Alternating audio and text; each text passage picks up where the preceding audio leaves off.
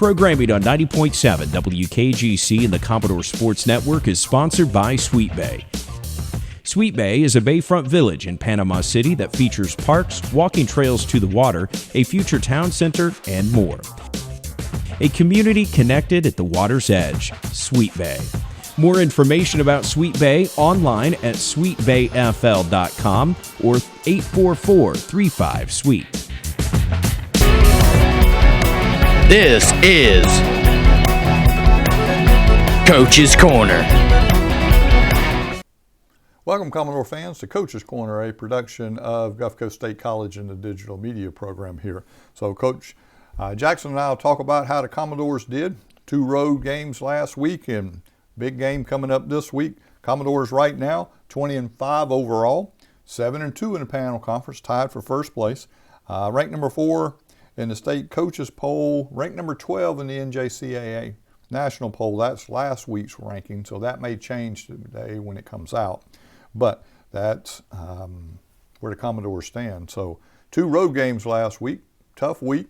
We went over to Tallahassee and came up short, 89-71. I was about to tell the last time we played Pensacola, so didn't want to put those numbers in there. But Tallahassee, a tough place to go play. The Eagle Dome, it's dark in there. You know, they had fans trying to keep the floor dry.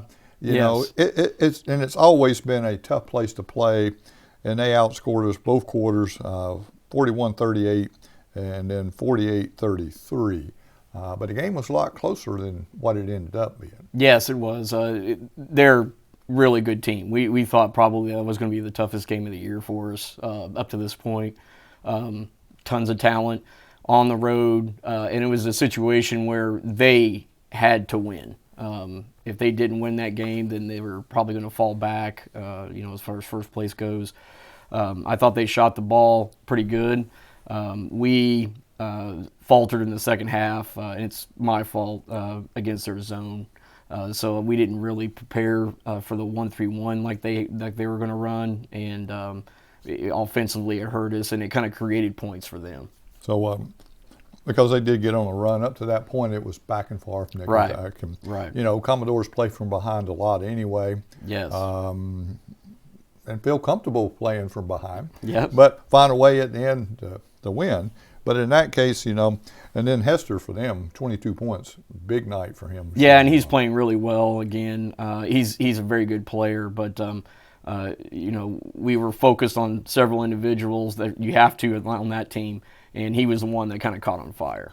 So if we look at scoring for us, only 2 in double figures, Holden with 19 and Mayo with 11, everybody else with singles. Yes, and again, I think that comes from our offense in the second half was below average. And like I said, I take blame on that because once they did go into the 1-3-1, we were preparing for some other things that they might do, and we just didn't shoot the ball well and faltered in our execution on that. And so because that 1-3-1 then took out all the perimeter stuff. That's right. And it made it hard to get anybody in the middle. Right. The way that zone set up. Right. And so and we shot 28% from behind the line, 8 of 28, and 25 of 59 for 42.4% from the floor. And most of those baskets we made were first half baskets. Yes, absolutely.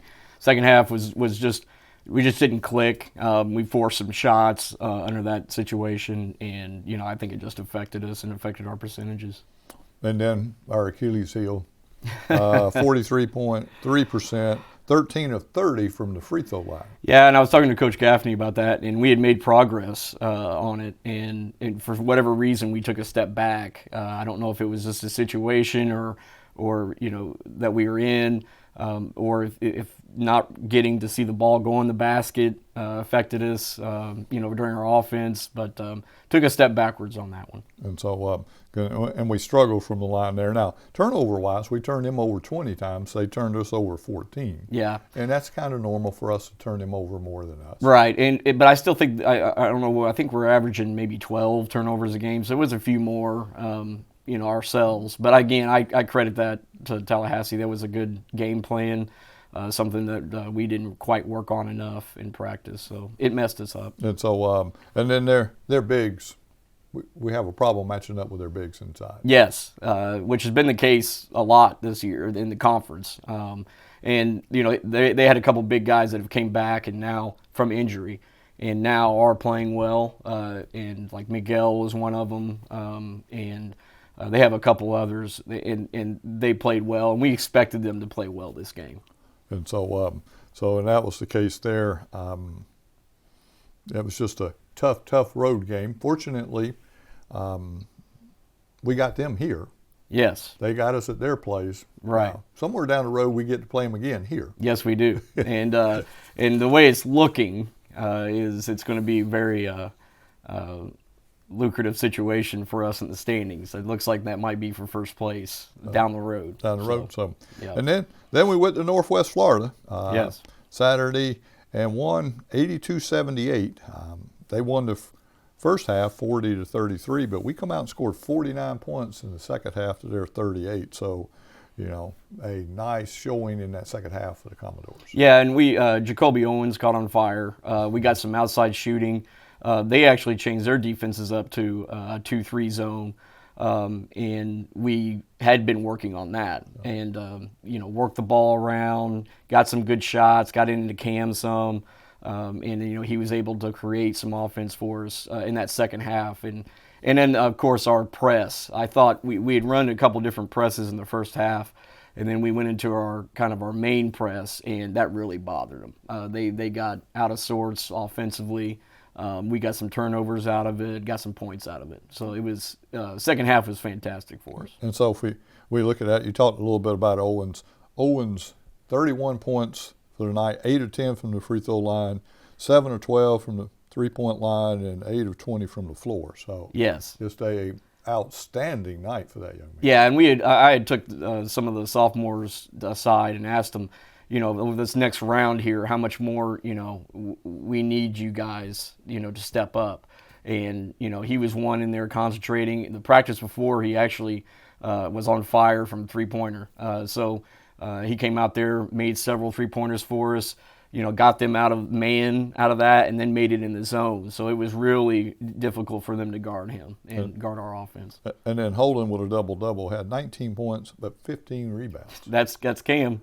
He's right now he's a 20-10 guy, on the season, and I don't know what he is in conference, but it's definitely a double-double. And so it's almost like we have that every game for him. And so in that case, and he's really not a big man. He just works so hard in the paint, because several times, he cleaned up misses or his own miss and put them back in and go score. Or you go, where did he come from? Right. He's an incredible quick jump. In one of the quickest second jumps you'll see around, and he's in there battling 6'10" guys and 6'8" guys, and it's just something that teams don't prepare for. They can't prepare for him. So in that case, Cook running the point, got 8 points as point guard. That's a good night for a point guard. Yes, it is, and he stepped up in KK's absence for his injury, and he just keeps on playing well. And now he's gotten into that where he's almost like a sophomore. You get to that end of your freshman year, and he's coming through for us. And then Gordon also coming off the bench had double 10 points for the night. Yes. So he's getting better and better every game too as we go along. Now, here again, they're bigs. It was just yes. we battle by committee when they would inside. We do, and some of that is Cam is 6'5" and Maurice is 6'5", and if they're playing heavy minutes, and they're playing multiple 6'10" guys, it can be difficult, to keep them out of the paint and stuff like that. So, but it kind of came with the territory. So when we press, they're at a disadvantage. And their bigs probably weigh 50, 60 pounds more than ours. So just sitting on you just wears you out faster because they're just so big in the post. And our guys are fighting in there. So they're doing the best they can, but the equalizer is the press. So And in this case now, Wednesday night, we're at home finally. Yes. Pensacola State College. It's interesting. We've won one. They've won one. Mm-hmm. Now, this is a big game because if Commodores win Wednesday night, they clinch at least a playoff berth. That's correct. If we win Wednesday, we clinch, at least a playoff berth. Either a second place finish, hopefully a first place finish, but we're for sure in the state. So in that case, we get into it. So that is a big game for us. They beat us here the first game handily, 93-70. That's right. Then we went to their place and won 88-87. Yes. And if you look at Pensacola, they're 15-10 overall right now. They're 4-4 in the Panhandle Conference, ranked 10th in the state coaches poll. So it's a must-win game for them. Yes, they need to win. They have 4 games left. They need to probably win at least 3 to be in the conversation. So they're going to be coming after us. They know that we can secure a spot also. I think they think that they match up with us real well based on how they've played us so far. Okay. So I think that that's going to be a big game for both of us. And Waterman shoots the 3 for them. He just shoots it. If he's uncontested, it's automatic. Automatic. Yeah. If he's contested, it's still yes. Pretty good odds he's going to score. Yeah, and they have their 2 guards, Cowart and Williams, who have been playing really well for them, I think, and they're quick and fast. They don't get rattled very much. So last time Rosario got to us, big guy again, but these 2 guards that they have in their guard play is pretty good. And so. Because, like you said, their bigs are decent. Let's see what it's scoring.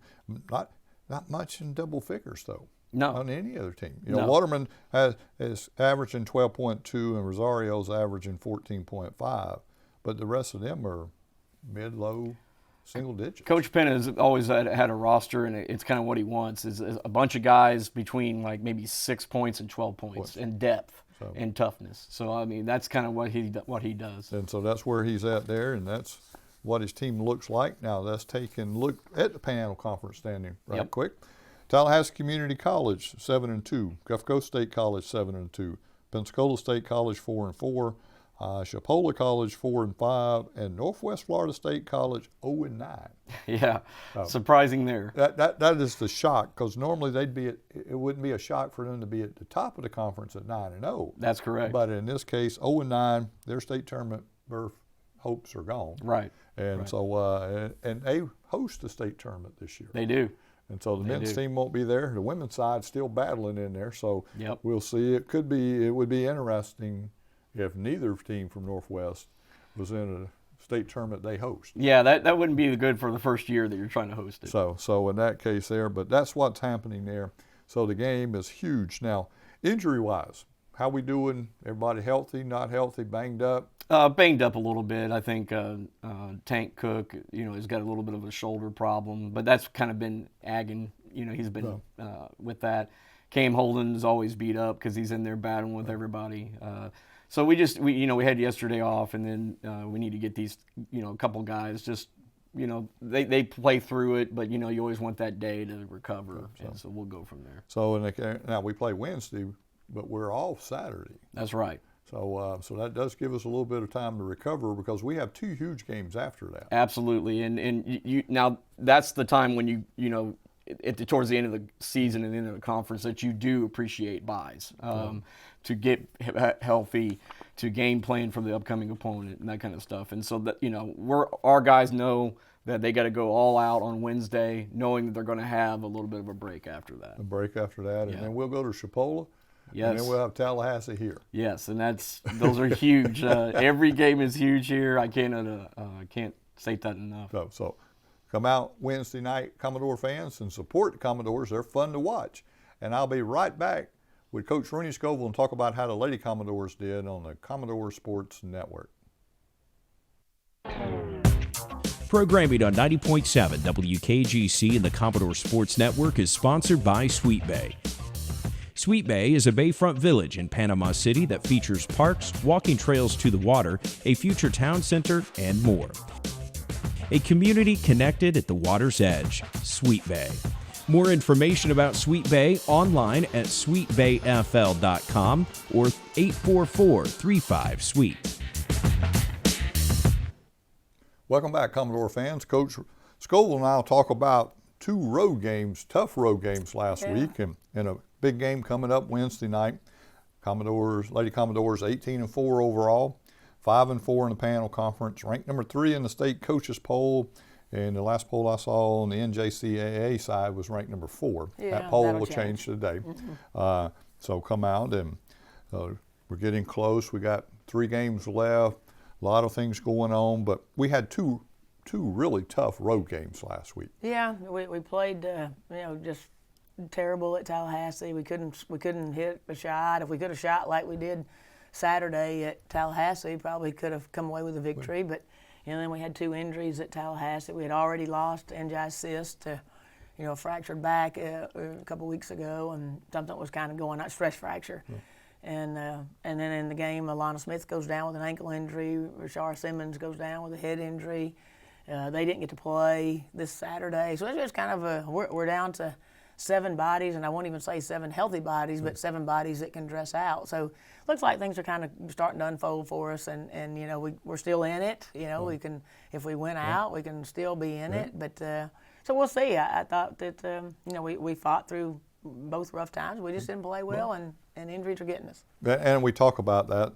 We'll come back and talk about the games in a few minutes, but started out with 14 on the roster down to 7 Saturday. So that helps put it in perspective for folks, Yeah, it is what it is. It happens to people, and everybody's like, oh my gosh, you just had such bad luck. And, I can hear my mother, who has, been passed away for 5 years, saying, you can't win them all, and you've had your fair share of good luck. So I don't look at this as we're unlucky, because I think that'd be hard to say with the success we've had. We've just kind of had one of those bad years of injuries and and chemistry and personalities, and it just it's not looking good at the moment, but it's not over.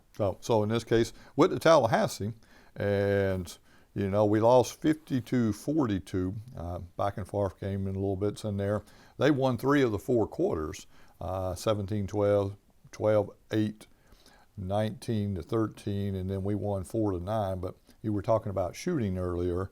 We were like 11.5% from behind the 3-point line. Yeah, 42 points. I mean, in conference play, come on. You're not going to win a good high school game with 42 points. So we just couldn't shoot, and we kept saying, we need to attack and go inside, and we just we were open outside, and we kept shooting it, and we wouldn't adjust for whatever reason. We wouldn't attack, and lack of confidence. So that's my fault again. I certainly don't blame kids if I can't figure out what button to push, and I'm I don't know how many more buttons I'm still trying to push, but this has just been a strange team this year. So in this case, you look at this, and we look at the game a little bit. Greg only double figures score, had 10 points. Everybody else had singles, and we talk about that. Alana Smith played 9 minutes. Yeah, we lost her early. Early with ankle. They had fans on the floor trying to keep it dry. It was wet. That floor's always been slick. That didn't have anything to do with us not being able to hit shots. We've had these games where we go on the road, we don't have any energy, we come out, we don't play, and then the third quarter of every game seems to be a letdown, so we can't figure that piece out. But, it is what it is. There's no excuses. We just didn't play well, and Tallahassee took us out of our game, or we took ourselves out of our game, and they got a good victory for them. It's good for their program. The new coach, he's doing a great job. So, hats off. Give credit where credit's due. They beat us. And Simmons went down hard in that game too. Yeah. And that had some effects, especially coming up. When you don't have any backup, right? You don't have a backup point guard, and she's been good. Defensively, she's good. And when we couldn't hit, then you need to go defense. We didn't have her to help us defensively. It is what it is. You just next woman up, and we're continuing to play and fight, and kind of what we did Saturday. So now, in this case, we turned it over 19 times. They turned it over 25 times. Yeah, we put that press on and running and jumping in the fourth quarter. But without enough people, it's hard to do for extended period. So if we had more bodies, we could probably do more of it. But with only 7 not even healthy bodies, pressing full court for significant minutes would just be unheard of. Unheard of. So, and then we went to Northwest Florida and played Saturday with 7 players. Yeah. One of which I understand was sick, throwing up that day, and the other one had a funeral. All through the night. Tiana had to attend her grandfather's funeral, so she showed up after the funeral. So I was very, very impressed, because emotionally that's awfully tough to lose a family member, go to the funeral where all the emotions flowing. And to be able to show up and play, and I thought she played well. And then we just have some nagging injuries. Leah's not 100% at the point guard with no backup. Tiana had to do that, never having even done it at practice one day for 2 years, and had to jump in there and give Leah some backup minutes. So I thought, for us to be ahead at the half and came back in the fourth quarter and scored 30 points. I mean, it was a lot of fun to coach. Unfortunately, we came out on the losing end, but I sure probably had more fun coaching that game than I've had several with everybody healthy and us, just not doing not executing. So we did try to execute. We just literally ran out of gas defensively in the third quarter. So in that case, and having a very short bench in there, and then got in foul trouble. Two players fouled out. So now you're playing with 5. Trying to come back and still score 30 points in the fourth quarter. And we're still just battling and playing. Yeah, absolutely. And it was fun. It was a fun game. We watched you, and I watched you, and you seemed to.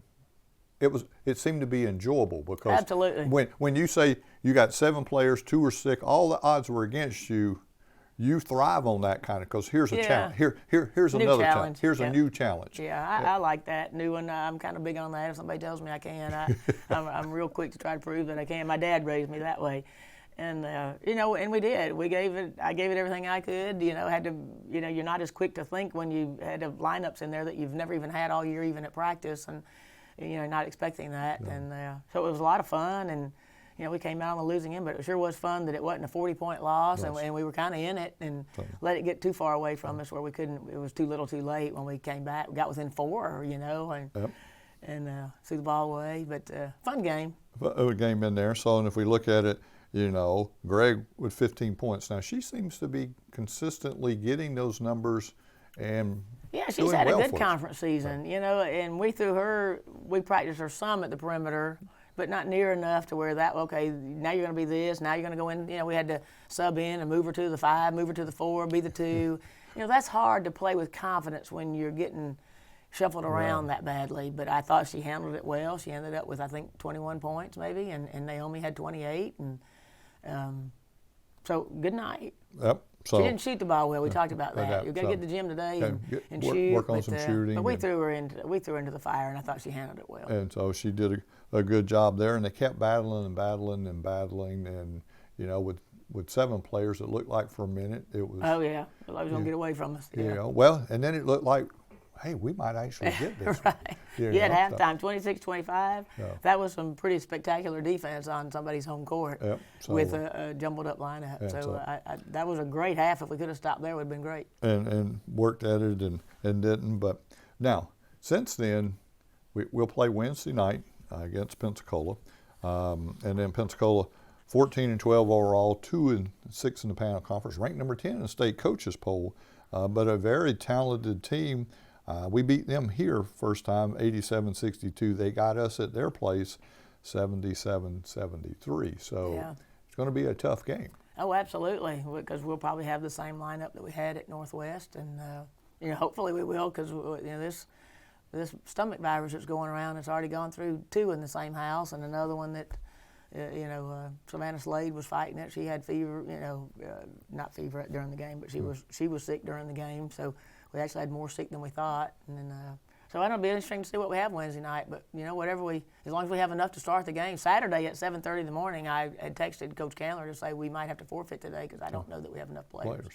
So I'm not going to sit there and say today we're going to play because I don't know if 3 more get the stomach bug. You certainly can't put kids out there at risk to get injured, and we won't get Shara back, and probably a good chance we won't have Alana back. Okay, because that was my next question is, will they be back? Will they not be back? Shara for sure will not, because she's got to go through the protocol for head injury, and Alana was day-to-day, and it looked pretty good, but we might need to get her cleared before we can let her play, so hopefully we can maybe get a doctor's appointment and get her cleared so that we don't ever put any kids out there that think that, So, because in her case, you give up 20-plus points a game. Well, that's a lot. I mean, we've lost Layla, it was a bunch of points, and Alana. I mean, we're literally playing without like 40 points a game that we started the season with. So when you start the season and you drop off that much, that's hard to overcome, especially when other teams are getting better and their teams are improving. Chipola got better and Northwest. So we're at a disadvantage for the rest of the schedule, but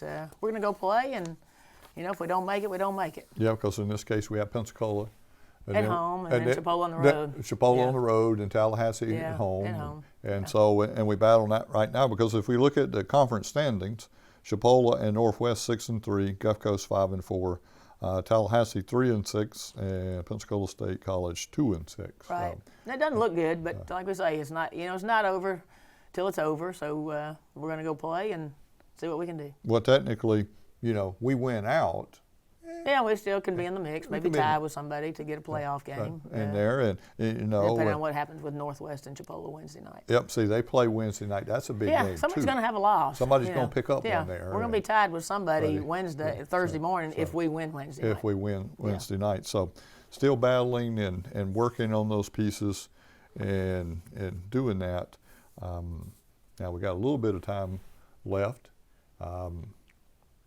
Talking about season and coaching careers and all that is. Yeah, I think that I think probably one positive thing to talk about was about 10 days ago, Coach Hicks was recognized at Laurel Hill School, former boys coach, girls coach, and assistant principal and principal, and they recognized him last week by putting his name on the court. On the court.